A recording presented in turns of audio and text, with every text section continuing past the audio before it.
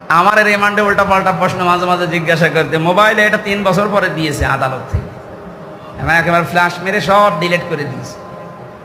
ওই সময় ম্যাডামের ছবি ছিল, বিয়ের দিনের ছবি একটা তুলে রেখেছিলাম। সবসময় বাইরে থাকে, মাঝে মাঝে একটু দেখলে মনটা ভালো লাগে। ওই শয়তান আমার এই মোবাইল নিয়ে বসা, হুজুর মোবাইলে পূর্ণিমার ছবি রাখে। কই এই যে এটা আমার বউ। হুজুর এত সুন্দর বউ পাইলো কি করে? কি বলবেন শয়তানদের। আবার বলছে, যা যা বলছি যদি এইগুলো আদালতে যে আপনি ম্যাজিস্ট্রেটের কাছে না বলেন, তাহলে আপনার এই বউ তুলে নিয়ে আনবো। তখন বলেন, আমি এমনি মাটির নিচে ওই আয়না ঘরের ভেতরে 10 দিন, এরপরে যদি এই ভয় দেখায়, তখন ম্যাডামের কেবল 4-5 মাস বয়স হয় বাচ্চাটা। বলেন কি তখন কোনো স্বামী ঠিক থাকতে পারে? বাধ্য হয়ে বললাম, যা ভালো লাগে করেন, আমার আর কিছু করার না। তাহলে ওরা যে আমার উপরে জুলুম করেছিল, ওরা নিজেরাই বলতো